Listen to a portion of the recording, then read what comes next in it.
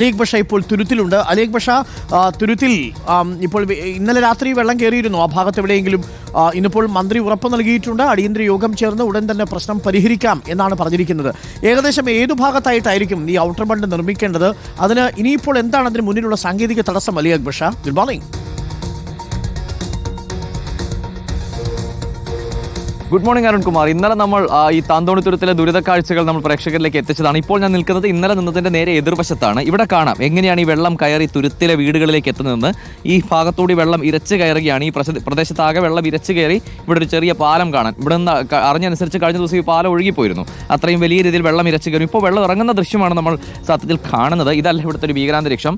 ഇത് ഒരു ചെമ്മീൻ കെട്ടാണ്. ഇപ്പോൾ ഇങ്ങോട്ട് നോക്കുകയാണെങ്കിൽ ഇവിടെ ഒരു ചെമ്മീൻ കെട്ടാണ്. മുൻപ് ഈ ചെമ്മീൻ കൃഷിയൊക്കെ നടന്നിരുന്ന സമയത്ത് ഇത് സജീവമായിരുന്നു. പക്ഷേ ഇപ്പോൾ ഇതിങ്ങനെ കിടക്കുകയാണ്, വെറുതെ മലിനജലം കെട്ടിക്കിടക്കുകയാണ്.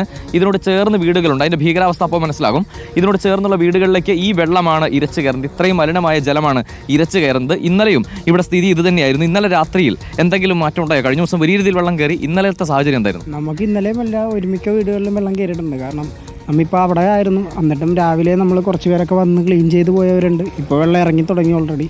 അപ്പം നമുക്ക് ഉറക്കത്തിലായിരിക്കും ചിലപ്പോൾ വെള്ളം കയറി വരുന്നത്. അപ്പോൾ നമുക്കൊന്നും ചെയ്യാൻ പറ്റാത്ത അവസ്ഥയിലാണ് നമുക്ക് ഓൾറെഡി പാസ്സായി കിടക്കുന്ന സാധനം ഒന്ന് എത്തിച്ച് താന്നുള്ളതാണ് നമ്മൾ ഇപ്പോൾ പറഞ്ഞുകൊണ്ടിരിക്കുന്നത്. ഇപ്പോൾ കുട്ടികളുടെ പരീക്ഷ നടക്കുന്ന സമയമാണ്. അപ്പോൾ രാവിലെ അവർ ഇങ്ങോട്ട് വന്നിട്ടാണ് ഇപ്പോൾ സ്കൂളുകളിലേക്ക് പോകുന്നത്. ഇപ്പോൾ പിള്ളേരെല്ലാവരും ഇന്നലെ സമരപന്തലിലുണ്ടായവർ രാവിലെ ഇവിടെ വന്ന് കുളിച്ച് റെഡി ആയിട്ടാണ് ഇപ്പോൾ പോയത്. ഇപ്പോൾ പോയപ്പോഴും ഷൂവൊക്കെ ഒരു കൈ പിടിച്ചിട്ട് വേണം കുട്ടികൾക്ക് നടന്നു പോകണമെങ്കിൽ പോലും. അരുൺകുമാർ, കുറച്ച് ദൃശ്യങ്ങൾ കാണിക്കേണ്ടതുണ്ട്. നമ്മളിങ്ങോട്ട് വന്നപ്പോൾ നമുക്ക് ഒരു മുട്ടിന് താഴെ വരെ വെള്ളം താണ്ടിയാണ് നമ്മൾ ഈ പ്രദേശത്തേക്ക് എത്തിയത്.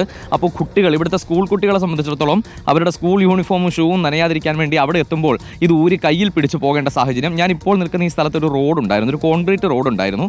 അതായത് ഈ ഭാഗം വരെ, ഈ കാണുന്ന ഭാഗം വരെ സത്യത്തിൽ റോഡാണ്. പക്ഷേ അതിൻ്റെ ഏകദേശം പകുതിയോളം ഭാഗം ഈ വെള്ളം കയറി തകർന്ന് അത് വെള്ളത്തിനടിയിലേക്കായി, മലിനജലത്തിനടിയിലായി നടക്കാൻ കഴിയാത്ത സാഹചര്യത്തിലായിട്ടുണ്ട്. ഇതുവഴി താണ്ടി വേണം ഈ പ്രദേശത്തെ വീടുകളിലേക്ക് പോകാൻ. ഇവിടുത്തെ സാഹചര്യം വ്യത്യസ്തമല്ല. ദൃശ്യങ്ങളിൽ കണ്ടു കഴിഞ്ഞാൽ ഈ മുറ്റങ്ങളിലേക്കൊക്കെ എങ്ങനെ ഒരു മനുഷ്യൻ ചവിട്ടി ഇറങ്ങും എന്നുള്ളതൊന്ന് ചിന്തിച്ചു നോക്കുക. ഇത്രയും ദയനീയമാണ് കാഴ്ച. ഇതിന് ഭൂമിക്ക് അടിയിൽ നിന്നും വെള്ളം പൊങ്ങി വരികയാണ്. പല സ്ഥലങ്ങളിലും പല വീടുകളുടെയും മുറ്റത്ത് നമ്മൾ കണ്ട കാഴ്ച ചെറിയ ഈ കുഴികൾ, അതായത് ഈ ഞണ്ടുണ്ടാക്കുന്ന ചെറിയ കുഴികൾ, ഈ കുഴികൾ വഴി വലിയ രീതിയിൽ വെള്ളം ഇരച്ചു കയറുകയാണ്. ഈ രീതിയിൽ വെള്ളം കെട്ടിക്കിടക്കുകയാണ് വീടുകൾക്ക് മുമ്പിൽ. ഇന്നലെ രാത്രിയും ഇത് തന്നെയായിരുന്നു. പുലർച്ചെ ഇതുപോലെ എല്ലാ ദിവസവും ഇടയുടെ ഓഫീസിലേക്ക്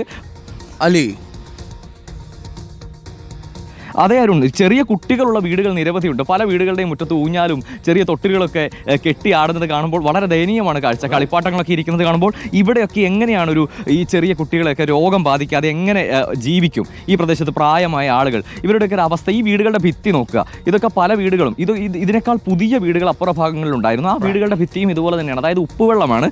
സ്വാഭാവികമായും ഉപ്പുവെള്ളം കയറി ഇത് ഈ രീതിയിലേക്ക് ഈ ഭിത്തി നശിച്ചു പോകുന്നു, മതിലുകൾ നശിച്ചു പോകുന്നു, വീടിൻ്റെ അടിയിലൂടെ ഈ നീരൊഴുക്കുണ്ടാകുന്നു. സ്വാഭാവികമായും ഇത്തരത്തിൽ നിരന്തരം ഇത്തരത്തിൽ അടിയിലൂടെ നീരൊഴുക്കുണ്ടാകുമ്പോൾ ഇതിന്റെ അടിഭാഗം ഇടിയും. വീടുകൾ ഇടിഞ്ഞ് താഴേക്ക് പോകാനുള്ള സാഹചര്യം.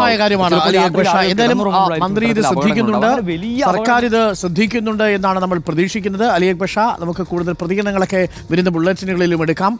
ഇതിനൊരു പരിഹാരം ഉണ്ടാവുന്നതുവരെ നമ്മൾ ഈ വാർത്തയിൽ തന്നെ നിൽക്കുകയും ചെയ്യും ഇടവേളകളിൽ.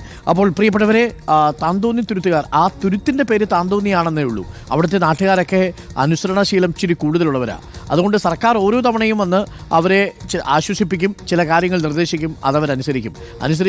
ഇങ്ങനെ അനുസരിച്ച് അവരുടെ അവസ്ഥ ഈ വഴി എത്തി എന്ന് വേണം പറയാൻ. എന്തായാലും ഔട്ടർ ബണ്ടിന് വേണ്ടി അനുവദിച്ചിരിക്കുന്ന 3-3.5 കോടി രൂപയുണ്ട്. അത് എത്രയും പെട്ടെന്ന് CSRന്റെ റെഗുലേഷൻസിന് അനുകൂലമായി ഔട്ടർ ബണ്ട് നിർമ്മാണം പൂർത്തിയാക്കുക. എന്തെങ്കിലും നിയമതടസ്സം ഉണ്ടെങ്കിൽ സർക്കാർ കൂടി ഇടപെട്ടുകൊണ്ട് അത് എത്രയും പെട്ടെന്ന് പരിഹരിക്കുക എന്നതാണ് അതിന് മുന്നിലുള്ള മാർഗം. അതിന് മന്ത്രി P. രാജീവ് തന്നെ മുൻകൈ എടുക്കുമെന്ന് പ്രതീക്ഷിക്കുന്നു. MLA അടക്കമുള്ളവരും ഇപ്പോൾ ഈ സമരസമിതിയിൽ ഐക്യദാർഢ്യം പ്രകടിപ്പിച്ചുകൊണ്ട് അവർക്കൊപ്പമുണ്ട്. കളക്ടറും ഈ വിഷയത്തിൽ ഒരു നടപടിയെടുക്കണം. റിപ്പോർട്ടർ TV ഈ താന്തോന്നി തുരുത്തുകാരുടെ വിഷയം സജീവമായി തന്നെ പ്രേക്ഷകരുടെയും അധികാരികളുടെയും ശ്രദ്ധയിൽ തുടർച്ചയായി പെടുത്തുകയാണ്.